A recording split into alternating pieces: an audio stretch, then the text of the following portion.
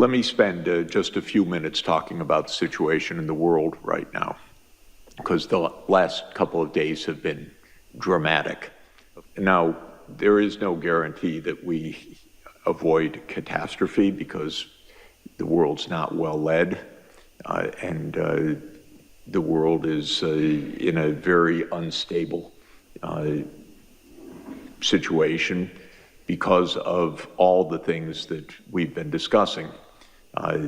Of course, the climate crisis, all of the upheavals in the world economy, even aside from the interventions of leaders choosing wrong things, just the technological upheavals are astounding, and you know that better than I. So this is something quite dramatic. But another thing that's very dramatic is the geopolitical changes that are underway.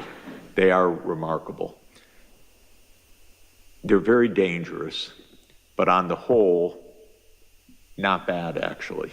What's happening is that a familiar world led, so-called, by the United States and Europe is no longer led by the United States and Europe. It was presumptuous to be led by the United States and Europe to begin with. It's actually the end of a very long cycle that dates back to 1492 and onward, because it started with a voyage that was a little bit, went awry and changed the world fundamentally. And they say that, how do you know that Christopher Columbus was an economist, by the way? He didn't know where he was going. He didn't know where he was when he got there, and it was all on a government grant. So this is par for the course. But the world became a European-led world with a lot of cruelty and a lot of inequality and a lot of domination, and with a lot of remarkable technological development that came along with it, but that was utilized as a form of power and oppression as well. And the United States dominated the world for about a half a century after 1945. Now we're in a very different world. And the voices of other parts of the world are really important and growing, and that means that in the media and in the political life in the Western world, there's a lot more anxiety, actually, than there is in China, for example, or in India, where it's not pessimistic. It's not feeling that the world's falling apart. It's feeling that the world is changing in the right direction, actually. And I would say if you look at opinion surveys in Africa, there's a tremendous amount of optimism, actually. Africa is the most optimistic single continent in the world, if you look at opinion surveys. So the world's changing, and it leads to a lot of anxiety, and the anxiety is highest in the United States because nobody likes to be pushed off the perch. But the fact of the matter is the world's becoming a lot more interesting, diverse, interconnected. You're a very diverse group, but not quite diverse enough. Are there any Chinese faces here? No. We have somebody from Hong Kong. Okay, good. Hong Kong, we were just there. It's wonderful. And India? Yes. Great, okay. So, between the two, you're 40% of the world population, but not exactly 40% of this room. So it's just to say, we don't have to have complete demographic equality, but you're a very diverse group, which is extremely important, very important.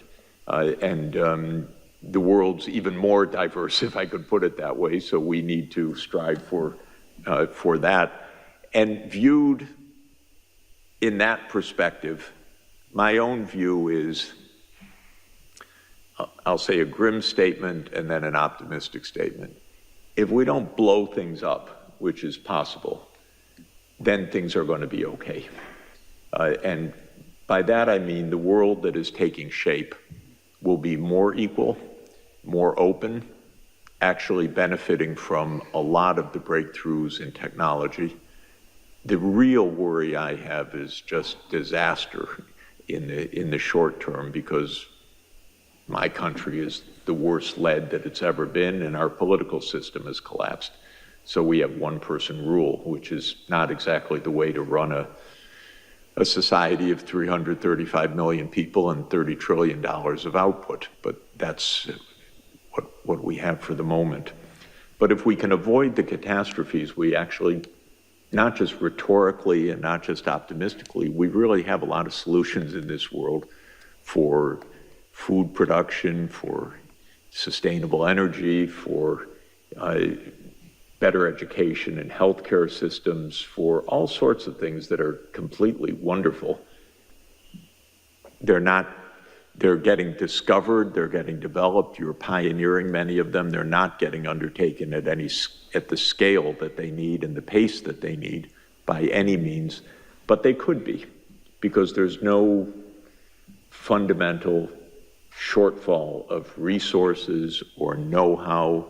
We're not running out of particular minerals so that we can't do this. We're not running out of land so that we're in a struggle for who eats and who doesn't eat. We're not running out of energy, because solar radiation is about 5,000 times our power usage on the planet. So if we deploy solar power, which is now cheaper than any other kind of power, we're not in an energy shortage as well. We're not in a know-how shortage, but we are in a fairness shortage. We're in a niceness shortage. We're in a calmness shortage. We're in a geopolitical crisis, and we are with a lot of instability from all of the upheavals of climate, which are going to get worse for the next 50 years, almost no matter what we do, because underlying our physical reality is a lot of warming built into the system and a lot of shocks that will come from that. That doesn't mean that the impacts necessarily get worse, because things can get buffered, we can become more resilient, we can become adapted, but the climate itself is going to become more dangerous shortly.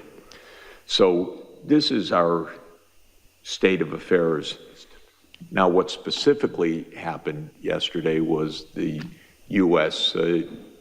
declared itself outside of the World Trade System. 2 weeks ago, the U.S. declared itself outside of the climate challenge. 3 weeks ago, the U.S. declared itself out of the sustainability challenge. 4 weeks ago, the U.S. declared itself outside of the WHO. All right. Honestly, it doesn't get dumber than this, really. But the U.S. is 4.1% of the world population. And as I said, the other 95%, I don't see things diminishing in intensity of purpose, but rather increasing.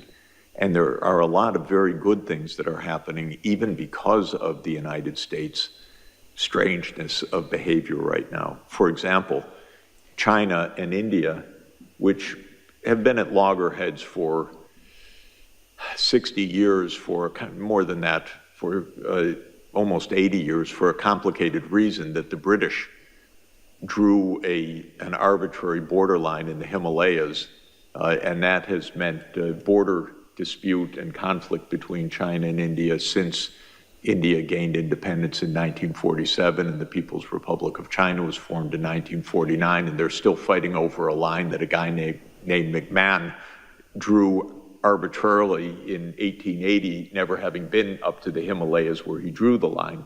And there is, by the way, a theorem that I kind of subscribe to, that all problems in the world go back to the British. So that's true in the Middle East, it's true in the Himalayas, it's true in much of the world. Yes, it's true all over Africa. It is actually a very good rule of thumb. It's not quite a proven theorem, but it's a very good rule of thumb. In any event, the Indian and Chinese foreign ministers got together and said, what are we fighting about? We should trade more, we should invest more. And then very positive statements came from Prime Minister Modi and from President Xi. Then last week, 3 other countries that are at loggerheads for no reason in the world, honestly, China, Korea, and Japan. They are divided because the United States says you're on our side and they're the enemy to China and Japan, and to Korea and Japan vis-a-vis China. The 3 got together because they see the U.S. Not such a great, protector of their interests, and they said we need to improve relations with each other. This is very, very good. And if you think about Iran and Saudi Arabia, for example, which was defined by the U.S. to be the fundamental schism of Shia and Sunni, and so much of U.S. policy was playing the Sunnis against Shia, Iran, and so forth. They made a rapprochement last year, which China helped to broker in a very wise way. The United States would never have done it and never even have thought about it, but China was very helpful. So truly, I'm not so pessimistic at all. I just see the world changing, and I can understand the pessimism in the newspapers that I happen to read in the U.S., because they're all geared around the idea of the U.S. as number one. And if you put that aside, I like a world in which China's playing a much larger role, and India's playing a much larger role, and the African Union's playing a much larger role, and Saudi Arabia's playing a much larger role. To me, this is a great world. It's a world of diversity, much better food, much better conversation, much better places to visit, much more fun in conferences and meetings and problem solving and all the rest. But if you just happen to be a U.S. strategist, it looks very grim and dangerous and so forth. So I don't buy into the danger part. I do buy into the danger part for the reasons I said, but I don't buy into the inevitability of crisis. So what I would really like you guys to do is to stay on the networking course and the practical course and the problem-solving course. And I want us to help you to do that. And just to be very clear, SDSN Youth is not to empower youth per se. It's to help solve global problems, of which you have a lot of solutions. So that's a little bit different. We have a little more access than you do to some places, being older and gray hair, but you know how to fix our phones and computers a lot better than we do, and what's going on with the latest apps and how to use them and so forth. And that's actually unique knowledge in our world right now. And so it's really important that you're at the table. It's true, you should be at the table for 2 reasons. One, to protect the interests of your generation against 78-year-old U.S. presidents that don't know how to think ahead. So that's true, but I don't think that's the main reason you should be at the table. The main reason you should be at the table is you can help move this agenda forward in a very significant way. So I had good experience when I was young. Luckily thrust into places where I could do something at an early stage of my career. And thank God it worked, because otherwise that would have been the end of it. But in any event, you can do a lot. But I also know we can help you too, because you learn a lot actually along the way as well. Every day I learn something that I say, I cannot believe I didn't know that for the last 50 years of trying to know what I know.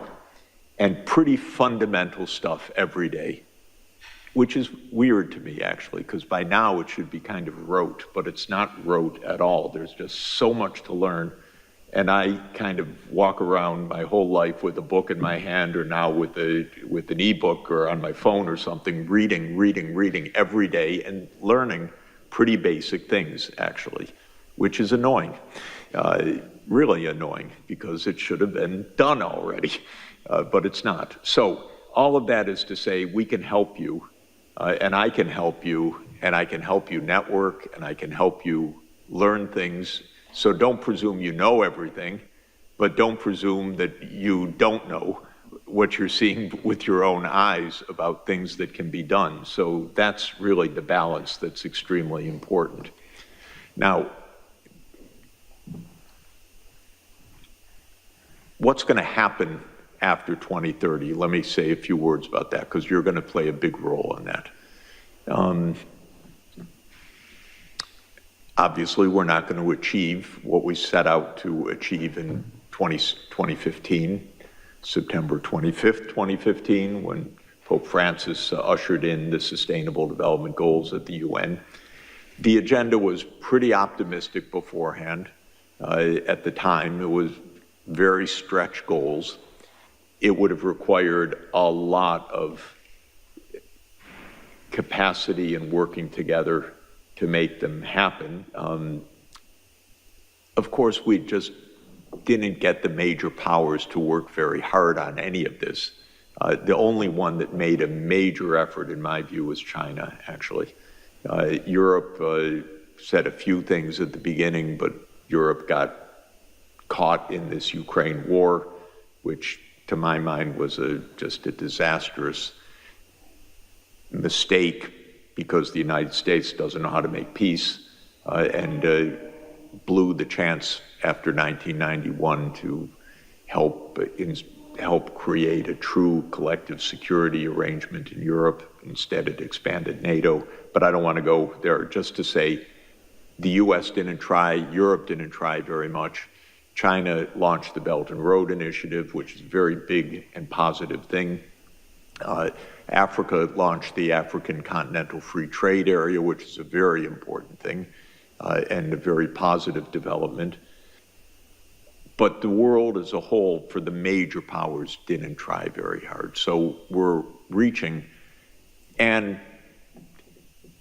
I don't want to go into it, but my view is the US at the University of North Carolina concocted something called SARS-CoV-2 and made a pandemic. That's another long story. But we just lost a lot of time. So what are we going to do?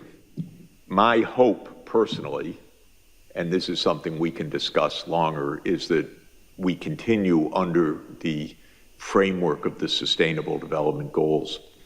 And the reason is it's taken 10 years to have governments understand a bit about how to make such a complicated, multidimensional programming process, because it's not simple to do this, to plan for 17 major objectives, long-term planning, strategy, and so forth. Now, the goals won't stay exactly the same, but I don't want to redo everything to have a new set of goals and a new framework, because honestly, to my mind, it may be constructive in bringing new voices in, to be sure, so I don't want to rule out deliberations which will take place, but I don't think we should throw out everything, because it just would be a major loss and time sink. And in our world today, the US will walk away from the table anyway, and it just may be very hard to get a framework, other framework. So I'm hoping we continue under this broad rubric, resetting, adding, no doubt, something about artificial intelligence as SDG 18, or repackaging some of the objectives and so on, but to keep this framework to mid-century, because the next period, to my mind, is to 2050, is to mid-century. And that's, in fact, what we need to decarbonize the energy system. It's what we need to transform agriculture. It's what we need to create a workable digital society in which good things rather than bad things happen with these new technologies and so forth. So that's what I think what I am going to be aiming for in the next few years. This will probably be decided more or less around 2027 or 2028. So there will be a UN process. The next Secretary General will assign a commission, probably. There'll be deliberations. You'll be involved in national level and global processes and youth ambassadors in many ways. And we should really strategize together about this, and you should make further outreach to other groups in order to do this. One basic point is that what makes all of this very hard is thinking ahead on a time horizon and a complexity longer than governments know how to do. So if you want to change the energy system, it's not a 1 year or a 5 year or a 10-year process. You really have to be able to think about 25 years or 30 years and basic changes of technology and learn how to put that into a real political process and so forth. And this is what I find most governments don't know how to do effectively. Again, China is better at planning in this way than any other government that I know among the major governments. Europe's not bad at setting goals, but it then doesn't necessarily actually create the planning to deliver them very effectively. I'll say also I have huge hopes, expectations, and demands of the African Union in the coming years. There's a new AU commission that just came into office on March 15, and Africa needs to make a breakthrough in the next 30 years. It can't go on like this with many conflicts, with kids not in school, with the systems not working, with electricity not reaching still hundreds of millions of people. And that's what we were discussing in the Financing for Development workshop that we had earlier this week, how to make those breakthroughs. So one thing I'm asking of you is helping to instill the idea of really basic transformation in your countries, regions, and since we're going to do it together at a world scale, that yes, we really can create a better future, and it's not only wish fulfillment, it's actually very practical work. For me, by the way, I caught who had a slide that I think Sinead, about the importance of education as being absolutely fundamental. Was that you, Sinead? Yeah. In any event, okay. There are probably 300 million kids not even in school right now. And we have to absolutely say, no, are you kidding? Not another school year like this. This is crazy. And the reason they're not in school, in some places, it's because of conflict and displacement. But for at least 250 million kids, it's because the governments don't have the funds to hire teachers, to have the schools, and so forth. And I want to have a fit together with you to the powers that be that this cannot go on any longer. You cannot leave kids out of school in this world. They cannot have a future that way. This is the most basic point of everything that we're trying to do.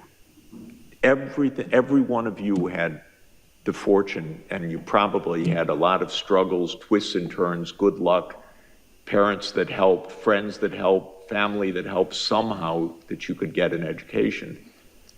But I think that's the first thing we really need to do, is to put our foot down and say, no more faking it to the host countries, but they don't have the money, to the IMF, to the World Bank, to China to anyone else, you gotta help make sure that all the kids are in school, period. And then there are all the other issues that we're dealing with. I won't belabor the point any longer because I know the time is short. But you guys are really important in this process. And to add to your importance, connect with others that you think we need to bring into this process, because this is a very powerful group that can really make a huge difference and can really, by the way, you can help the older ministers in the government, the presidents and so forth, understand this is no joke. This is real for your societies. This really can be done. You can tell them Professor Sachs said so, and that they got to get on with it, and that we're here to help, and we're going to get the financing that they need. We really are going to get the financing that governments need, but you need to help lay out the plans, the ideas, very operational, the wonderful things that can be done,